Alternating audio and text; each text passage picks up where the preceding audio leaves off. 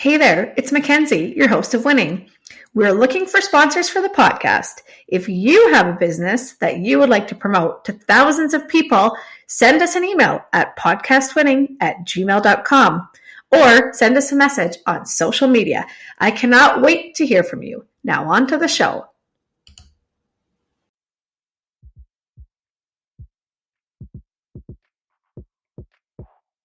Winning is your guide to making it in business. Join our award-winning host and entrepreneur, Mackenzie Kilshaw, and special guests in casual conversations that will educate and inspire you on your business journey.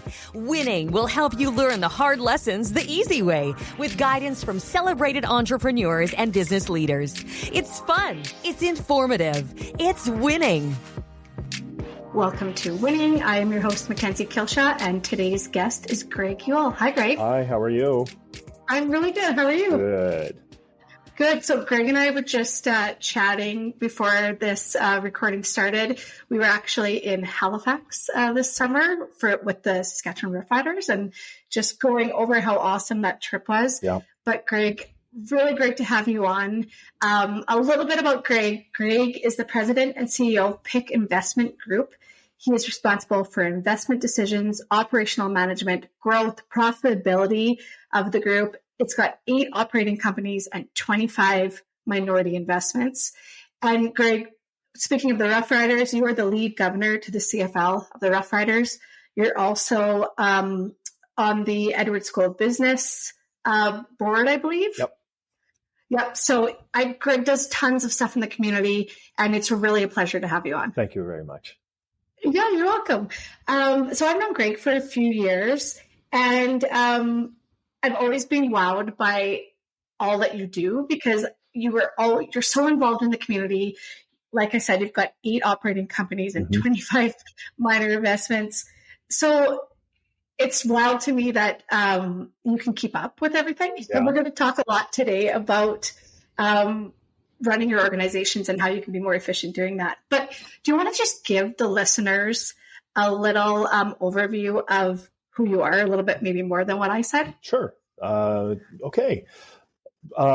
Just some guy, basically. Grew up in Saskatoon, on the west side of Saskatoon, in a lovely community called Massey Place that was, probably an emerging community. The elementary school, Vincent Massey, that I went to was kind of on the edge of town as I started kindergarten there, and grew up in a family business. So PIC Investment Group, PIC stands for Prairie Industrial Chemicals. So when I was about 6 years old, my mom and dad quit their jobs and started this water treatment chemical distribution business located on the prairies. So Prairie Industrial Chemicals. And that's the family business that I grew up in. So being a warehouse rat and just, and loading trucks and working in the summers, working after school when I was in high school, for the most part, loading trucks, but also, we packaged chlorine, we made bleach, we, put all kinds of things in bags and in drums and sent them out. So over the course of time, I did pretty much every job that there is to do in that business, and then went to university for a long time, probably 5 or 6 years. I was a fantastic C student, so struggled to finish my degree while I was playing football for the Saskatoon Hilltop Football Club, and then upon graduating, the business, Prairie Industrial Chemicals, which had become a conglomerate from the mid-70s, 1976 on through to 1990, had been broken up into 3 operating companies: Panther Industries, Prairie Chem, which is now called ClearTech. So we'll use the word ClearTech from now on. So then ClearTech is that original water treatment chemical distribution business. And then Panther Industries, and then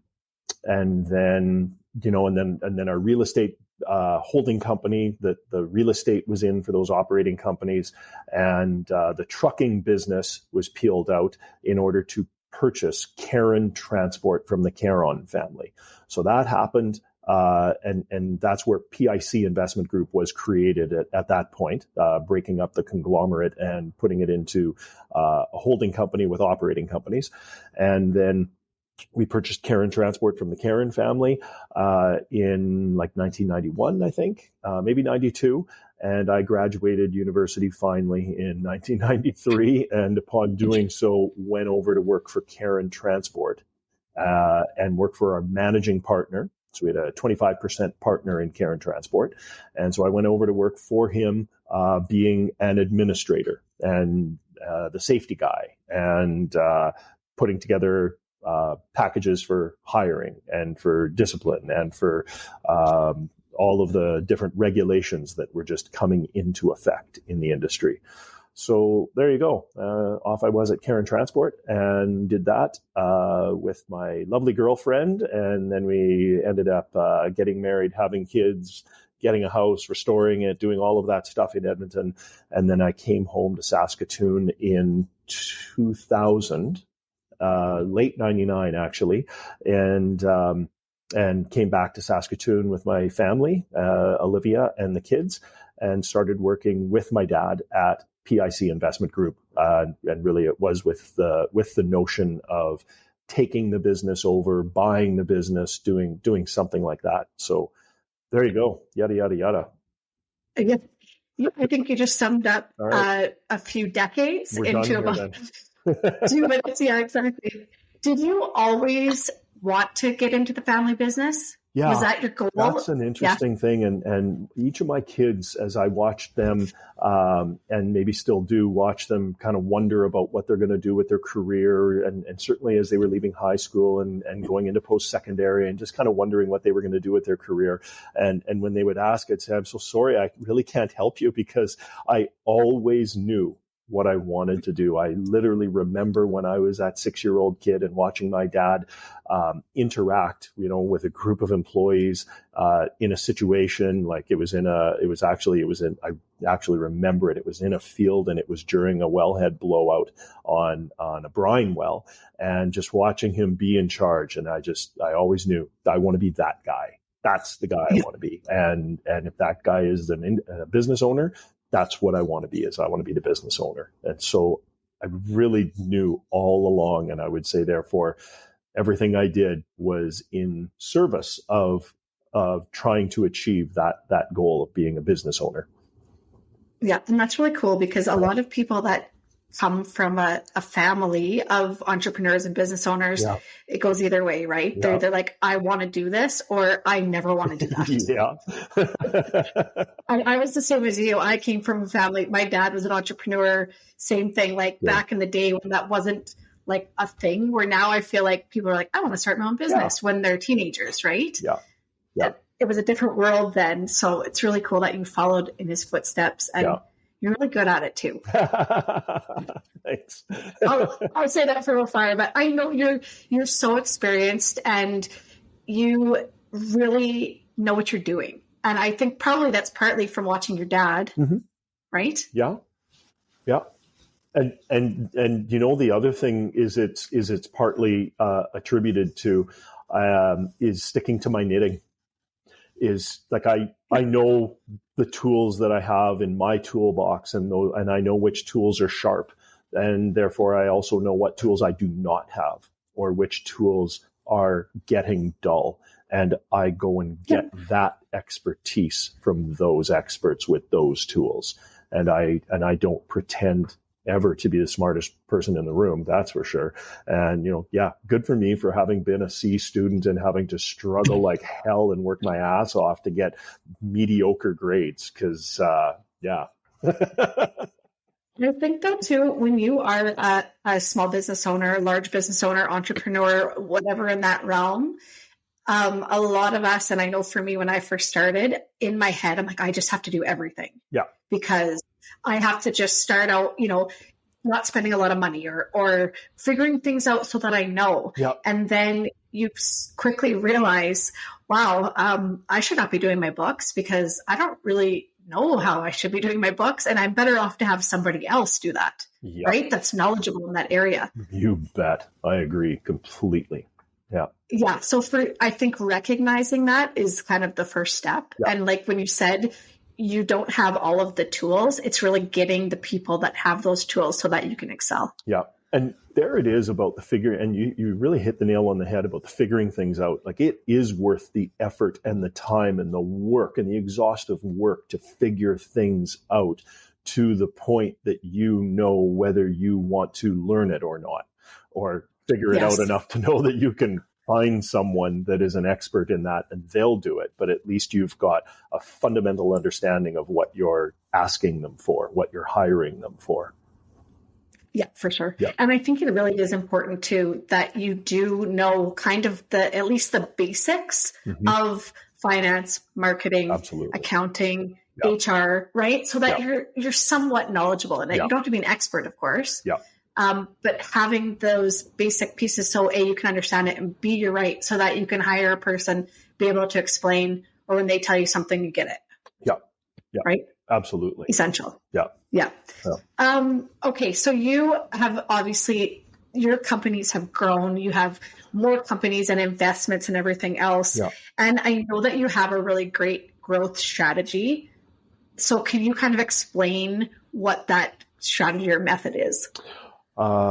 Sure. So I'll say maybe an interesting way to put it is the strategy we have now, which was recast, rebaked, or put into place with myself and a couple of others, then those of us and our leadership team at PIC Investment Group, and then rolled out with our leadership team to everyone at PIC Investment Group, and we'll say at least the next generation, what we hope to be the next generation of leaders of PIC Investment Group. So, total PIC Investment Group is about 12 people, maybe 14.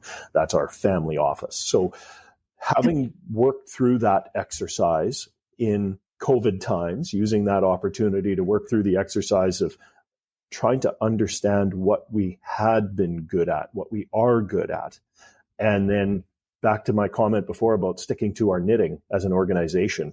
And actually, the analogy that I use is narrowing our efforts to be within our circle of competence.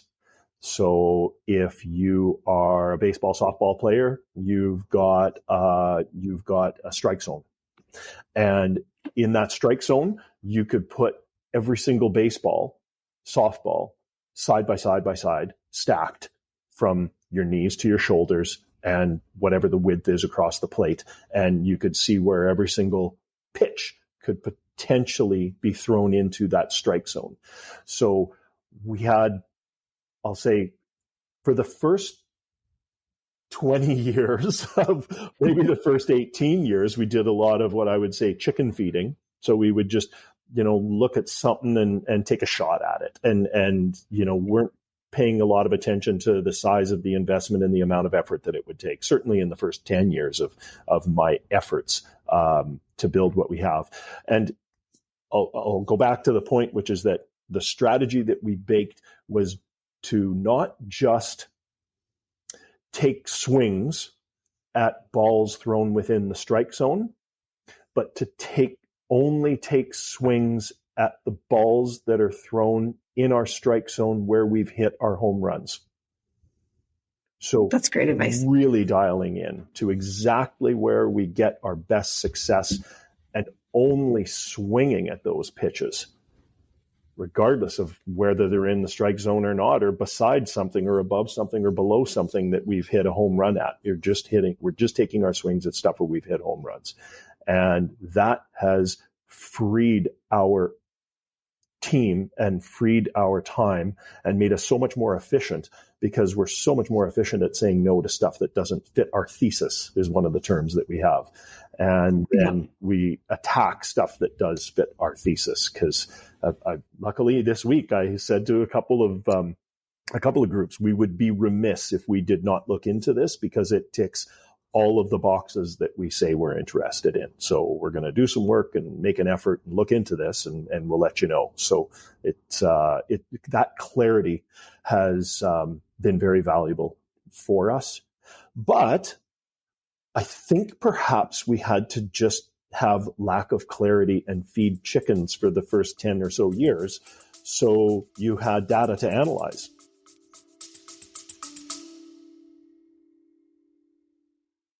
A huge thank you to our sponsor, Just For You Day Spa and Wellness.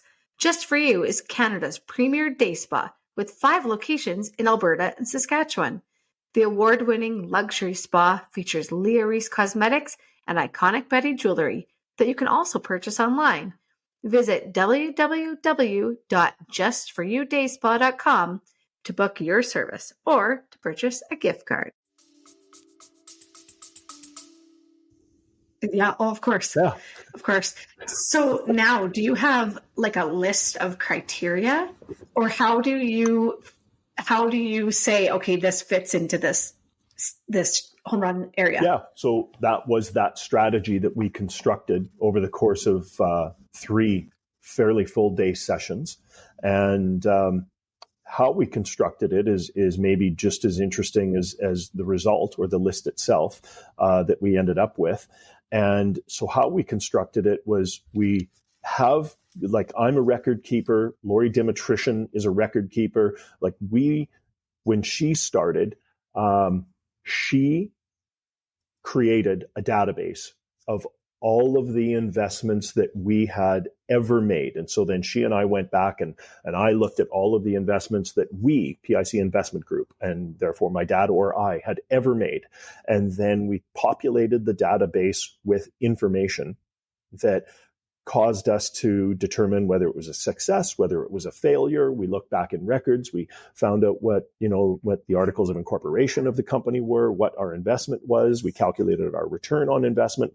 We populated our database fields so that we could look back and look at the couple of hundred or more investment efforts that we'd made.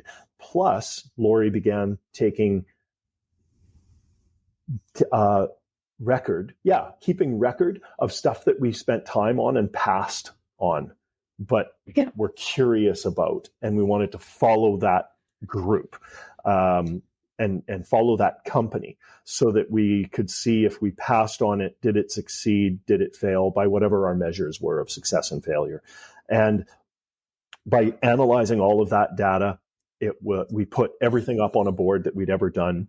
We then did a bit of a kangaroo court, where the group of us sort of voted on, was that a success or was that a failure? Because either way, sometimes just getting your money back can be a spectacular success that will cause you to put a big smiley face beside it.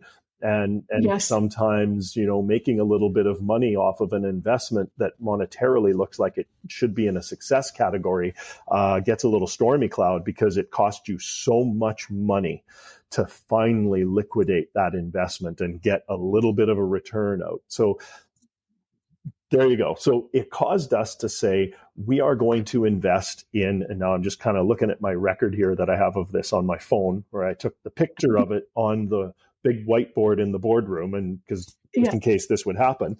So we look to invest in 2 platforms. So platform A would be, it's an operating company. Therefore, we're in control. So it's 50% and up, and including 66 and 2/3 and up, or 100%, but it's above 50%. So we have control. Therefore, it would be an operating company. So that's platform 1. Platform 2 is within our minority investment pool, of which you made reference to, like the 25 minority investments. And in that case, in those minority investments, there's one of 2 scenarios. Either we have put together a syndicate and are therefore kind of the lead partner of a syndicate that we've created and that we control, of people whom we know and we love and we trust. Or B, a syndicate was put together that we are a part of, and that syndicate was put together and includes partners whom we know and we love and we trust. I decided through this process that we didn't actually need to meet anybody new from now on. That between the 6 of us on our leadership team, boy, if we don't know them, not interested. Just don't need to meet anybody new anymore. And so then the next point is that we make that investment in platform 1 or platform 2 only if a couple of scenarios, only if we can see that we will double our money or we'll get back 4 times our money over the term of the lifetime of that investment. So we have to have a minimum measure of return on investment for it to be worthwhile. And then there's an investment is only made in those sectors that we identified where we hit our home runs in the strike zone. And that's the 3 or 4 industries that our operating companies reside in, which is chemical distribution, niche transportation, real estate, and perhaps insurance. Insurance, we're still wondering about. We're still very new in the insurance world, so we're not sure of how successful it is yet. So one of the industries that our operating companies reside in, and our operating companies all reside in one of those industries, and ag and health. We identified that our wild successes were from ag and health investments, and our ones that we struggled or failed at were in anything else other than an industry that we are invested in. Yeah.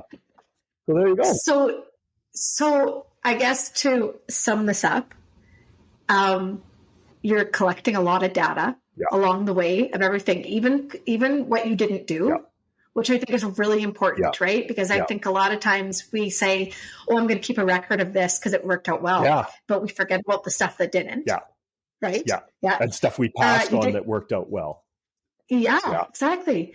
You did your homework, right? You did a lot of research on obviously all of these companies, the industries and whatnot, and then you strategize from there. Yeah. And I think it's really interesting too that you stick within those core industries. Yeah. Because I think, like, did something ever come along that somebody's like, you should invest in this, and it looked really great, but you're like, no. Yeah. Just a hard no. Because it wasn't in those core. I mean, you're asking a question that goes over a long piece of time, and the inbounds are 6 of us on our leadership team. So any one of the 6 of us could come. But the answer to your question at the end of the day is, there will be lots of stuff. And it's particularly lately, since like 2020, 2021, when we put this strategic process in place, that it becomes way easier to say no. And the frustrating one is, and another one came up this week, where there was something that I really liked, and like it just, it had a good feel to it. It looks good. I am going to end up doing some work on it on myself on the weekend. I did meet with the 3 partners of this business. But 2 of our leadership team had to point out that it just doesn't fit our investment thesis. So why are we, Greg, how much time do you want us to spend on this? Because it just doesn't tick nearly enough boxes. So it's too bad, because it'll be one that I'll look forward to following. Because if I was on my own, and maybe that's another good point to this, if I was on my own, I would chase that little penny rolling down the road. And that is how you can get into a ton of trouble and stretch yourself too thin. Oh, so true. And I think that this advice and your kind of strategy and the way you do this is great, really, for any business. Yeah. Like, as you're talking, I'm thinking about when I owned my clothing store. Yeah. And I'm thinking, because people used to come in and be like, you should carry men's clothes, you should carry kids' clothes, you should carry home decor, you should carry, and then you're like, should I? And you start thinking about it. And then you're like, okay, but fundamentally, I was really catering to women. Yeah. And I know lots of women buy their husband's clothes, but that wasn't my lane. Yeah. Exactly. So I didn't do it, Good.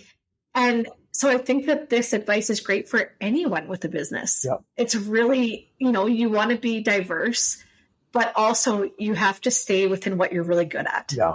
discipline, and that takes discipline. And it's so interesting because the entrepreneurial mindset is certainly one of being open to a large amount of possibilities and sort of the optimism bias that anything is possible. Otherwise, like, why the hell would you start your own business? My God, it's the craziest thing in the world to do.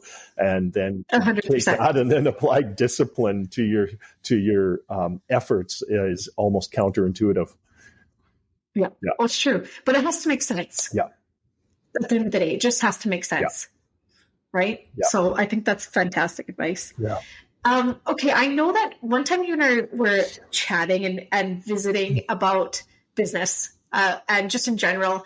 And you had mentioned that you had different people in your organizations, different people running the organizations. Yes. So it's not just you and kind of telling other people, what to do or that sort of thing. But really, let's chat about why it's important to have multiple people running your organization, or if you have more than one, why that's important. Okay.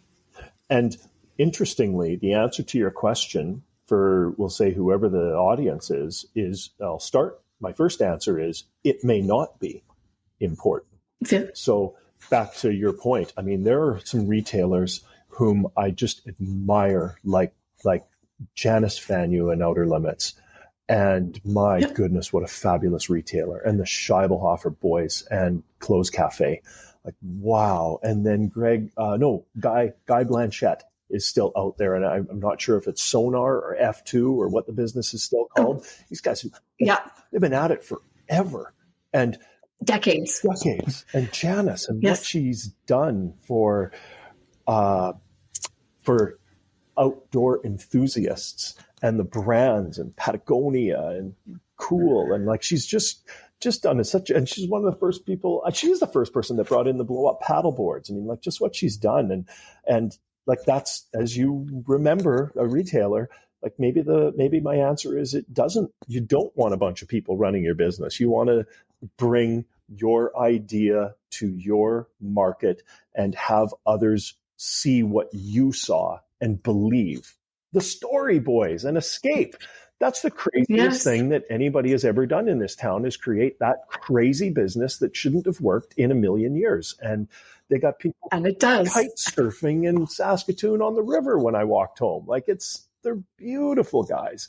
So like, it maybe the answer is it doesn't, unless you want to grow beyond the capability of one person to be the hub with all of those spokes of decision that you had to make as a retailer about every single thing, about what color the toilet paper is going to be in the bathroom.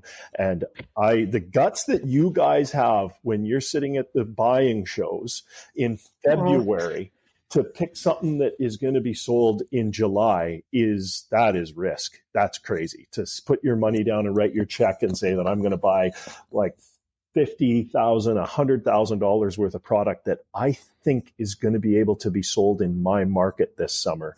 You guys are out of your mind. Well, it was a challenge, I'll say that. And the hardest part was sticking to your budget. Yeah. Because there are always things that you're like, oh, I really want to try that. Yeah. But then do you stick with the safe thing, or do you try the thing that's a little outside? Yeah.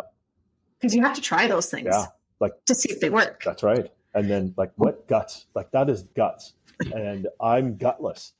Like, I've grown a big business so that I can put all the smart people in the room, and I'm just the head coach, right? So I'm the head coach, and I got all those assistant coaches, and they're all the leaders of their group, and they know what's best for their group. And then all the differences of opinions and different ideas that everybody has, those all get thrown on the table, and then I can just sift through them and see which ideas float up to the top that have the least amount of argument against them from the other pessimists that are in the room, and just hopefully pick the best of the ideas that have been socialized by everybody and that we've, batted around and ping-ponged around the table. I'm lazy. Like, that's actually pretty easy. I'm stealing people's ideas. It's a great idea. We're going to do it, hey? But I think it goes back to what we talked about at the very beginning, too, about how like if you don't really know much about marketing, probably you shouldn't be doing marketing. Yeah. Right. I mean, let the expert in the marketing field do the marketing. Yeah. And like maybe you have final say, or you say, I think I like this better or that better, yeah. whatever it is. Like you said, pick your things. Yeah. But I do agree that it's important to have all those different ideas, Mm-hmm. because all different people, different personalities, different strengths Mm-hmm. can really bring things that maybe you as the leader would have never thought about. Yeah. Yeah. Right? Yeah. And that's a pitfall and a strength, I think, yeah. in a sense. Yeah. Because there's more to manage, but you have more ideas. Yeah. Or more possibilities, yeah. opportunities. Yeah. Yeah. Cool. Which I think it's hard. I mean, when I first started, I did everything. Mm-hmm. And after about a year, honestly, I was exhausted. Yeah. Because you can't do everything. You can't. No. And so I started delegating things that I'm like, oh, this person on my team is really good at this. Yeah. And I was like, okay, you're now responsible for this. This is you're the manager of this area. Yeah. Right. And then it was off of my plate and then moved on. And lots of times just asking them, what do you think we should do with this? Right. What do you know? What are people asking for? Right. Listening to your clients too. Yeah. And then going from there. And that I think is really important. And I think too, when you're talking about all those successful business owners in our province, mm-hmm. they probably do that with their team too. Yeah. Yeah. They're the face. They must. That's right. They must. Yeah. Yeah. Yeah. They're the face. That's right. But they're probably not picking up the toilet paper. That's right. Really. Right? Yeah. Even unless if you think they are. Unless it's their jam. Unless they want to. Exactly. No, it's so true. Yeah. So true. Yeah. Okay, another thing I wanted to chat about was when things don't work out. Yeah. Because I know that you've had some things that didn't work out. Yeah. You've had to close business. Yeah. So how do you make that decision? How does that happen? Yeah. Well, the one thing that makes it easy to make the decision is when something is losing money, and it's losing money, and it's losing money. And I'll say you've tried, or we've tried, I've tried everything that I can, and applied all of the tricks that I thought were the winning solutions, and it's just clearly not going to reverse itself. There isn't progress being made. There isn't gains. Then that makes that decision become very easy. You just at some point have to pick at what point is enough, and that's interesting. And I'll say now, at what point is enough? That is also pretty interesting, because that can apply to our minority investments, where we're not going to help them anymore. That can apply to operating companies, and we've had a couple, at least, of very spectacular fails in our operating companies. And it is when the management will say, when management is not listening, when management is pretending that they're listening, but they're not putting into action what you ask them to do. It's like, hey, I've got some tricks up my sleeve. I got some tools that are sharp. I need you to do this.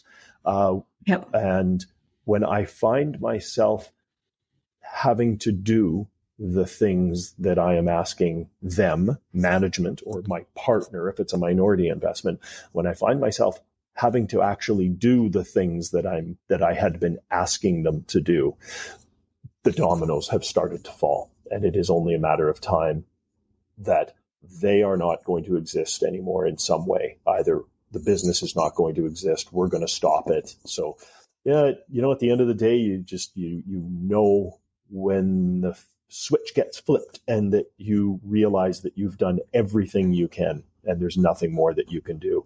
And for that, I beg people to make the decision and take the action to kill the thing instantly. As soon as that switch is flipped, then as fast as possible, just kill the thing. Get out of it. Do whatever you got to do to just make it stop. Yeah.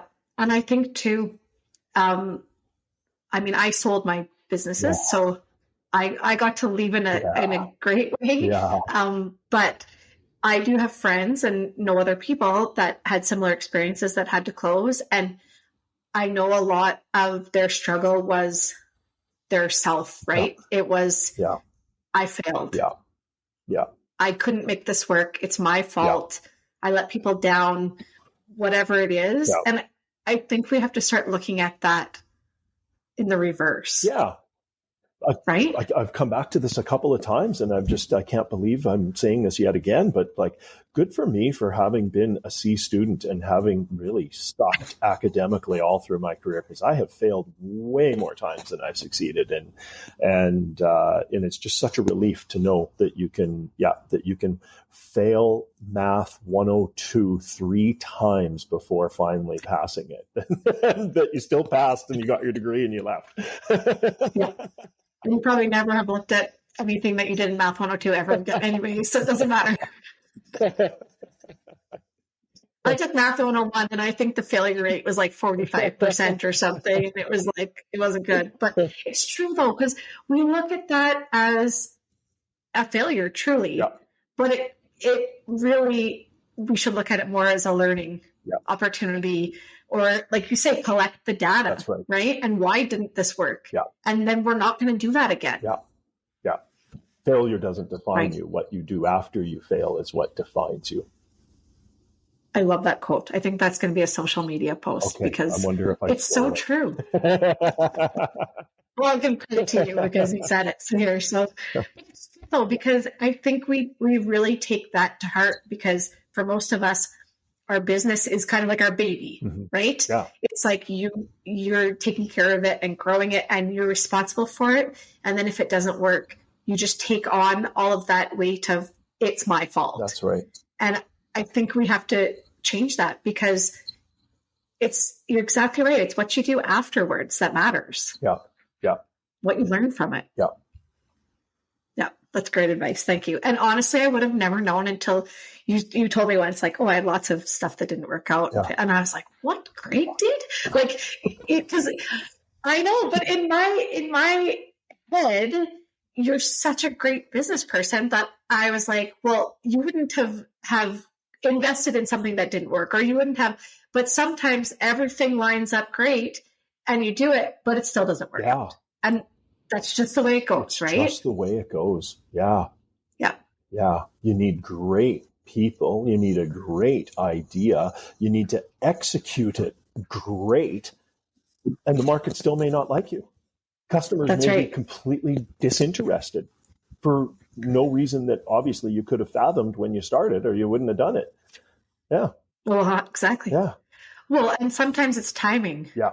You might have had a great idea, but the timing wasn't right. That's right. Yeah. Or sometimes it's something out of your control. COVID. Totally. Yep. I know people that started businesses in like January of 2020. Yeah. Holy moly, hey. Right? Yeah. And then COVID hits in March and they never reopened. That's right. You know, because they didn't get the government subsidies and whatnot because they weren't open long enough. Yeah. Like, previous sales. Yeah. Like, and it's heartbreaking, but that's out of your control. Yeah. Yeah, exactly. Yeah. So is it more heartbreaking when it is in your control? I go back to you crazy retailers and buying like 200 grand worth of stuff or 100 grand worth of stuff because it looks like a super good idea and it looks like the next TY Beanie Baby. And then you're going to mark it up 50%. You're going to try and you're going to have your leftovers. I mean, hopefully everybody appreciates how retailing works and why the markup is, because you have all this crap left over at the end of the season that nobody wants next year in any case. And so you pick this thing and like you picked with all of your experience and knowledge and market intuition, and it sits on the shelf and you don't sell any of it. Yeah. That happened to me. Is that harder than when outside circumstances that could not have been foreseen happen and you're stuck? Yeah. I kind of looked at it because the weirdest things happen in retail, especially retail. Yeah. If anyone's listening to this and they're in retail or going into retail, it's a bizarre world. I don't even know how else to talk about it. But you take risks on certain things because you have to try something, right? You can't just carry especially for me, women's clothing store, I can't just carry the exact same thing all the time because my clients that shop with me, they're like, well, I have that. That's right. Right? Yeah.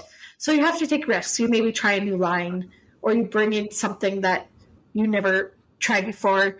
And you do it exactly like how you said before. It's kind of an educated risk.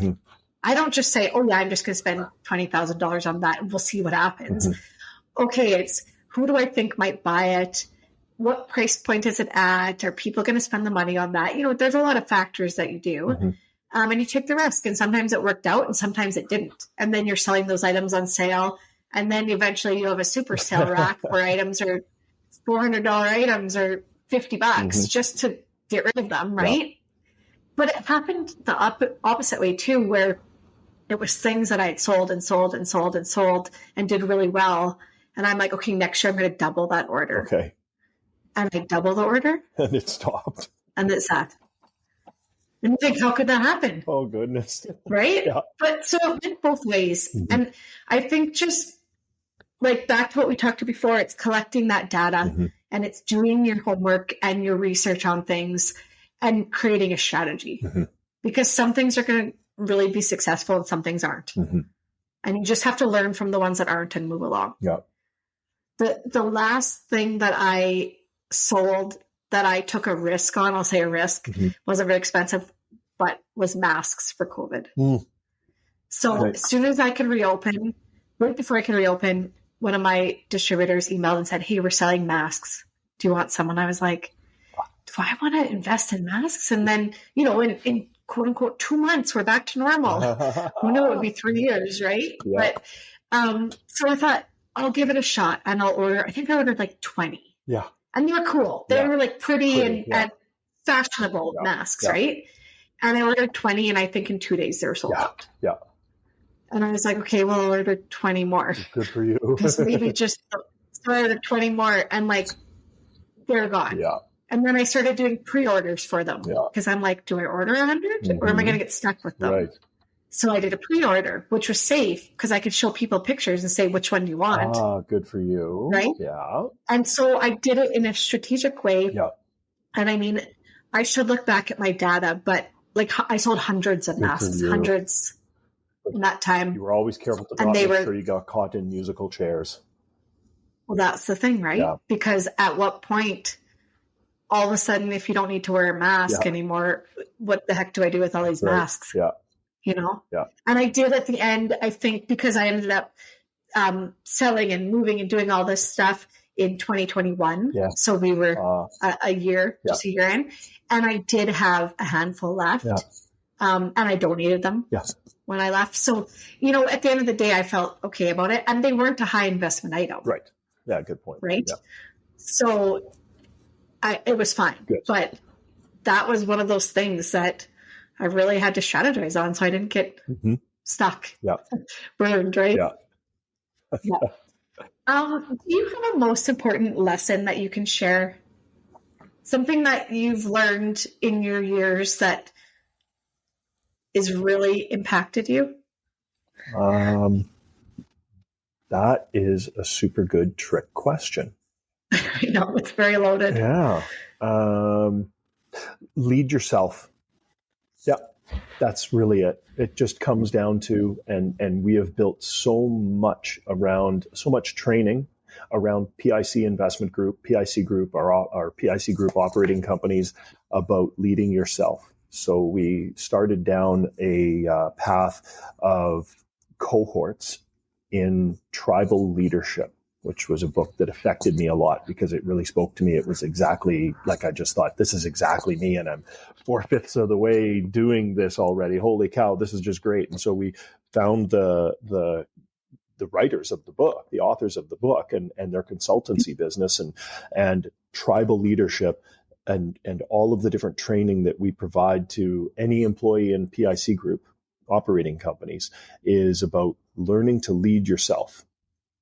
And that is good because anybody can, my kid can, like anybody can learn to lead yourself. And then you can begin to learn how to lead others.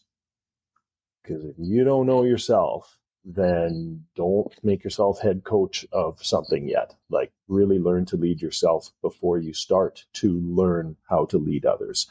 And that is probably my best lesson. That would be my life's work, would be to learn about myself as much as possible in every day I do.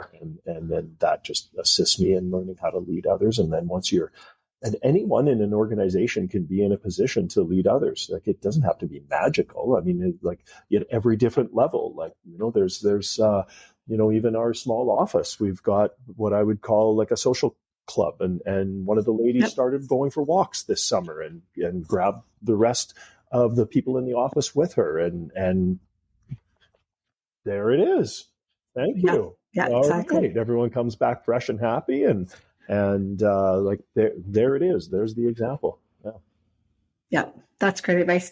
And is there anything that you had wished you had known, or maybe wish you knew earlier, or give your younger self that piece? Oh yeah, such a simple answer, and it really it came upon me only in the last few years of listening, and how to listen. And it has caused me to know that, like, how to listen, how to mine information from people, and getting the best result. And it has caused me to know that the best leaders, and probably all of the leaders of our organizations, as each of the operating companies have gotten to be a good size, and are, we've got, I think, 4 medium-sized businesses in the sort of the Canadian definition of a size of business. Quiet people. The book Quiet is a super awesome read for everybody. It's very validating and reassuring for people that are quiet, also known as introverts, but it's also a better term than an introvert. And so that book Quiet, but it's also a really good lesson for extroverts. And I got a lot out of it. And I gave it to one of my kids and said, you have to read this. So I believe that it will be quiet people that will be the best leaders. And when I think of our entrepreneurial successes, I'll just do my great shout out to Garth McDonald, GMAX, and that unbelievable investment experience that we got to enjoy. And there is a perfect example of why he grew that business so big and why it was so excellent.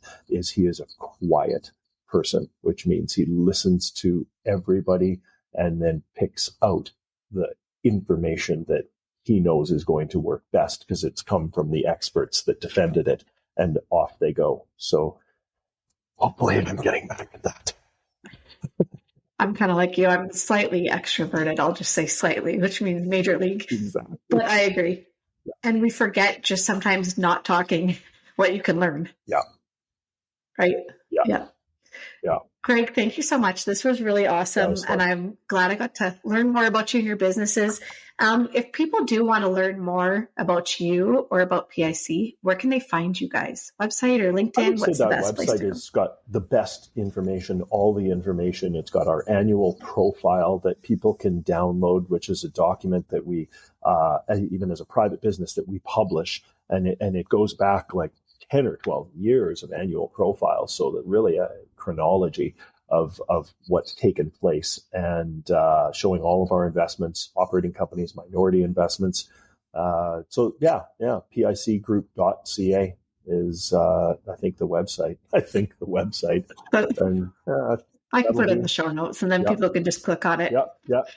Awesome. Thank you so much, Greg. I really appreciate your time, and this was great to see you. And for everybody listening, thank you so much for tuning in, and we'll see you on the next episode. Thanks for listening to Winning. Be sure to subscribe to get all of our new episodes. If you enjoyed this episode and you'd like to help support the podcast, please share it with others, post about it on social media, and leave a rating and review wherever you listen to Winning. To catch all of the latest from us, you can follow Winning Podcast on Instagram at winning_podcast, Facebook at Winning Podcast, and on Twitter at Winning Pod.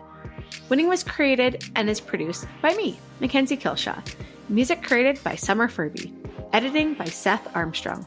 Special thanks to Shauna Foster for voicing our opening. And of course, a huge thank you to this episode's guest. Thanks again for listening, and I'll see you on the next episode.